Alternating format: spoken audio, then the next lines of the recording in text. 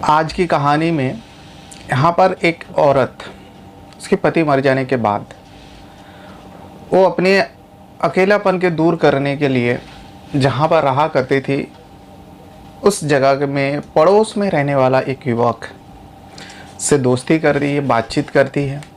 फिर आहिस्ता आहिस्ता ये जो बातचीत है अवैध संबंध में तब्दील हो जाती है। अब आए दिन वो जो विधवा महिला होती है उस युवक से संबंध बनाने लगती है।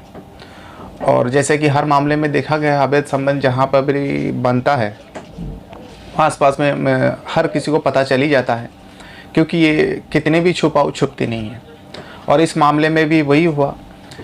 जब वो विधवा महिला उस युवक से बार बार उसको घर पे बुलाते और उससे शारीरिक संबंध बनाते, तो आसपास में भनक लग गई। आसपास वाले ने ताना मारना शुरू किया। तो इसी को चलते जो है अब उस महिला ने उस युवक को लेकर ओयो होटल जाया करती थी और वहाँ पे जाके उसके साथ गुलछन्न उड़ाती थी। और ये काफ़ी सालों से चल रहा था। इसी बीच जो है, जो युवक होता है बेरोजगार था, कुछ करता नहीं था, जवान छोकरा था, तो उससे बहुत कुछ मांगा करते थे। मतलब उस विधवा औरत के पास जो भी उसका पति का था सब कुछ छोड़ के गए थे, सब विधवा की हो गई।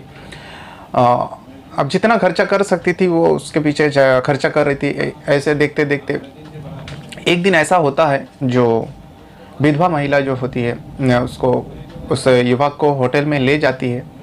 पहले उसके साथ शारीरिक संबंध बनाते, जी भर के उसके साथ शारीरिक संबंध बनाते। फिर उसके बाद उस युवक का गला घोंटकर और मार कर वहाँ से वापस आ जाता है। अक्सर मामले में देखा गया कि ज़्यादातर 80% होता है जो युवक जो होता है महिला की गला घोंटकर मार देते या किसी भी वजह से किसी भी तरीके से मार देते। लेकिन यहाँ इस केस में, इस मामले में उल्टा ही है। यहाँ पे महिला उस युवक से शारीरिक संबंध बनाती है, फिर उसके बाद उस युवक का गला घोंटकर मार देती है। आखिर जब उसके साथ ये सारे मामला हो रहा था, सालों से हो रहा था, आखिर उसने ऐसा कदम क्यों उठाई और ये मामला कहाँ का है, आज आपको इसी केस के बारे में बताऊंगा और इसी केस का खुलासा करूंगा। तो चलिए फिर जानते हैं ये मामला कहाँ का है, वो भी जान लेते हैं। ये मामला जो है झारखंड का एक जगह है, जमशेदपुर। आपने जमशेदपुर का नाम सुना होगा, क्योंकि जमशेदपुर जो है टाटा ग्रुप का जो मेन फैक्ट्री, जो मेन जगह है वो जमशेदपुर से ही शुरुआत हुआ था, जमशेद जी टाटा का। तो वही जमशेदपुर से ही ये कहानी सामने आई है, जहाँ पर एक महिला, शारदा नाम का महिला, जो शादीशुदा औरत थी, लेकिन कुछ कारणों की वजह से उस शारदा की पति की मौत हो जाती है। अब शारदा जो है अकेली पड़ जाती है, क्योंकि इसके फैमिली में, इसके परिवार में शारदा के अलावा और कोई नहीं था। देवर था, ससुर था, सब कुछ था, लेकिन इसका कोई बच्चा नहीं था। इस वजह से शारदा जो है अपने पति के साथ अकेली रहा करती थी और पति के मर जाने के बाद वो अकेली पड़ जाती है। और बाकी जो परिवार के लोग हैं सब लोग आसपास में रहते थे, लेकिन शारदा जिस घर में, जिस कमरे में रहती थी, वो अकेली रहा करती थी। कुछ दिन जाने के बाद, पति का गम गुजर जाने के बाद, आहिस्ता आहिस्ता पति को भूल जाने के बाद, अब उसको जो है, उस शारदा को अकेलापन का महसूस हो रही थी, जो अकेले पड़ चुकी थी। इस वजह से उस शारदा ने पड़ोस में रहने वाला एक युवक, जिसका नाम होता है सुबोध से दोस्ती करती है। मतलब दोस्ती बोले तो ऐसी तो बातचीत, नॉर्मल बातचीत होती थी जब पति जिंदा था, लेकिन पति मर जाने के बाद अब उससे ज़्यादा वो बातचीत करने लगा, उससे खुल मिलने लगे, अब उससे हंसी मजाक होने लगे। और वही सुबोध जो है विधवा भाभी से भी हंसी मजाक करने लगे। अब ये दोनों का जो हंसी मजाक आहिस्ता आहिस्ता प्रेम पसंद में बदल गया। और ये प्रेम पसंद कोई साफ सुथरा वाला, अच्छा वाला प्रेम पसंद नहीं था। ये जो प्रेम पसंद है अवैध संबंध वाला, जिसमें शारीरिक संबंध वाला, जो नाजायज़ वाला प्रेम पसंद इन दोनों के बीच में चलने लगा। अब एक काफ़ी समय से चल रहा था दोनों के बीच, उसी शारदा के घर पे। लेकिन कहते हैं ना, पाप का घड़ा जब भरता है, तो वैसे ही इन दोनों के कभी हाल वही हुआ। आसपास में जब खबर लगने लगा, जो सुबोध है बार बार क्यों शारदा के घर जा रहे हैं, क्योंकि शारदा अकेली रहती, विधवा औरत है, और पास में रहने वाले को ये दिक्कत होने लगा। अब एक दूसरे से कानाफूसी करने लगे, फुसफुसाहट होने लगे। तो शारदा को भनक लगी, जो हम दोनों का मिलना जुलना हमारे घर पे खतरे से खाली नहीं है, क्योंकि सब लोग तरह तरह की बात कर रहे हैं। इस वजह से शारदा जो है अब इस सुबोध को कहती है, अब हम दोनों यहाँ पे नहीं मिलेंगे, जब भी मिलने को होएगा हम लोग बाहर जाएंगे। तो दोनों प्लान करते हैं, जब भी जाना होता है बाहर जाके होटल ओयो होटल में मिलते हैं। और जितने सारे खर्चे, सुबोध क्योंकि बेरोजगार था, वो कुछ करता नहीं था, नौजवान छोकरा था, और वही शारदा जो है विधवा, उसके पास जो भी था उसका पति छोड़ के गया था, सब कुछ उसके पास था, पैसे थे, जेवर थे और ज़मीन थे, सब कुछ थे, सब उसी के नाम पे हो जाता जब पति के नाम पे था। तो अब वो जितने खर्चा करता था सब शारदा करती थी। अब होटल में जाता, दोनों मज़े से वही शारीरिक संबंध बनाता, यहाँ वहाँ घूमते, फिर घर वापस आते। ये भी सिलसिला काफ़ी दिनों से चल रहा था। लेकिन एक दिन ऐसा होता है जो होटल में शारदा सुबोध को ले जाती, ले जाने के बाद उससे उसी के साथ शारीरिक संबंध बनाते हैं जैसे हमेशा बनाते थे। और उसके बाद शारदा जो है सुबोध की गला दबाकर मारकर वापस आ जाते हैं और लाश जो है उसी होटल में छोड़ के आ जाते हैं। अब कुछ देर बाद जब होटल वाले को पता चलती है, जो घर पे दो गए थे, एक वापस चले गए, एक अभी तक घर से बाहर नहीं आया, तो होटल रूम वाले जब चेकिंग में गया तो पता चलता है उस कमरे के अंदर, उस रूम के अंदर सुबोध की लाश पड़ी है। ये खबर पुलिस को दी जाती है। पुलिस छानबीन करती है, रजिस्टर में चेक करते हैं और फिर उसके बाद शारदा के घर पहुंचता है, उस इलाका में पहुंचता है, सुबोध के घर को बता देते हैं। अब पुलिस वाले जो है उस बॉडी को पोस्टमार्टम के लिए भेज देता है। पोस्टमार्टम से इतना पता चलता है जो मरने से पहले शारीरिक जो है संबंध बनाए थे और उसके बाद जो है इसका गला दबाकर मार दिया गया। अब जब उसके गांव में पूछताछ करता है, क्योंकि दोनों पड़ोस के रहने वाला था, शारदा और सुबोध, और सबको इन दोनों के बारे में जो भी ये लोग घिनौना काम करते थे सबको पता थी।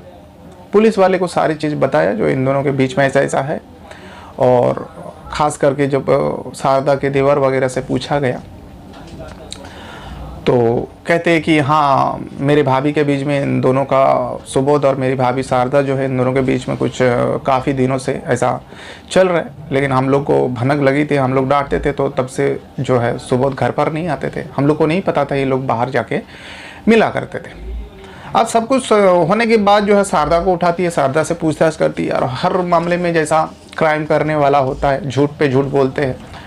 लेकिन वो झूठ का कोई फ़ायदा नहीं होता, क्योंकि पुलिस वाले जो है जब सख्ती पेश करते हैं, अच्छे खासे इंसान भी जो भी सच्चाई रहता है वो बोल पड़ते हैं। पर इस मामले में भी वही हुआ। जब शारदा से थोड़ा सख्ती पेश की तो शारदा ने सब कुछ बता दिया। अब शारदा बताती है, हम दोनों का जो है लव अफेयर जो है ये सब कुछ सही चल रहा था। हाँ, आपको ये भी बता दें, इस बीच जब पूछताछ हो रही थी तो शारदा का जो देवर है उसने एक खुलासा किया, जो मेरे भाई ने, हम लोग का बंटवारा हो चुका था, हमारे भाई का जो ज़मीन थी 2 बीघा ज़मीन कुछ दिन पहले जो है शारदा ने 12 लाख रुपए में बेच दी थी। और हम लोग को तभी लगने लगा था ये औरत आखिर करना क्या चाहती है, ज़मीन बेच रही है। और बीच में अभी कुछ दिन पहले ही जो है शारदा भाभी जो है अपने घर भी बेचना चाहती थी, जिस घर में वो रहा करती उस ज़मीन के साथ घर बेचना चाहती थी। तब देवर को ज़्यादा कुछ इस मामले को लगा था, इसलिए उसने रोक लगा दी थी, पंचायत बिठाया था और बिठाने के बाद उस घर को बेचने से बचा लिया था। जैसे इस तरीके से भी बात पुलिस वाले को मालूम पड़ता, शारदा को उठाती और शारदा से सबसे पहले तो सुबोध के बारे में पूछा और फिर जब सख्ती पेश किया तो शारदा ने बताई जो हाँ, मैंने ही मारी हूँ सुबोध को। तो पुलिस वाले पूछता है क्यों मारी हो, जब तुम्हारे साथ उसका अवैध संबंध बन रहा था, तुम्हें जो चाहिए था वो पूरा कर रहा था, लेकिन तुमने उसको मारा क्यों है। तब शारदा बताती है जो जब से मेरा सुबोध से दोस्ती हुआ, हम दोनों के बीच में संबंध भी बन रहे थे, लेकिन थोड़ा थोड़ा दिन में जो है सुबोध मुझसे कुछ मांगा करते थे और मैं भी देती थी, लेकिन इसकी जो डिमांड है दिन ब दिन बढ़ते ही जा रहा था और आखिर तक मेरे पास देने के लिए कुछ भी नहीं था।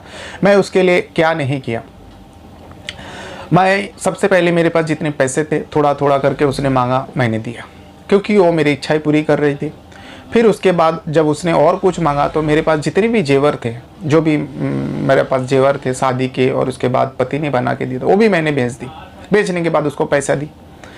फिर उसने और कुछ पैसा मांगा तो इस बार जो है मैंने अपने ज़मीन बेची। 2 बीघा ज़मीन मुझे मिली थी मेरे पति के जो थे, 12 लाख रुपए में बेची और 12 लाख जो है मैं 4 लाख रुपए उसको उधार दी थी उधार के तौर पे उसने मांगा था मुझसे और मैंने 4 लाख रुपए उधार दी और 8 लाख मेरे पास रखा था।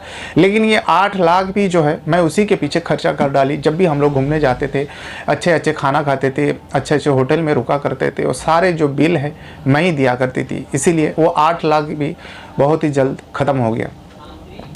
अब फिर से वो कुछ मांगने लगे, तो अब मैं घर बेचने के चक्कर में थी। लेकिन घर जैसे बेचने के बाद हुआ तो मेरा देवर ने आके रोक दिया और पंचायत बिठाया और ये घर मैं बेच नहीं सकी, इसलिए मेरे पास पैसा नहीं था। लेकिन सुबोध को मैंने जो 4 लाख रुपए उधार दी थी, मैं उसे मांगी, बोली जो ऐसा ऐसा है, मेरे पास कुछ भी पैसा नहीं है, जितने पैसे थे सब खत्म हो चुका और सब मैं तुम्हारे पीछे ख़त्म कर दी। जो मैंने 4 लाख रुपये तुमने मुझसे उधार ली थी वो मुझे वापस कर दो। लेकिन सुबोध कहता है नहीं, मेरे पास तो पैसा नहीं है, मेरा सब खत्म हो चुका है, खर्चा हो गया, मैं कहाँ से ला के दूँ, मैं तो कुछ काम भी नहीं करता। तो जैसे इस तरीके से बात शारदा सुनती है, शारदा क्योंकि पैसा ना होने के कारण, कुछ ना होने के कारण वो बहुत ज़्यादा परेशान थी।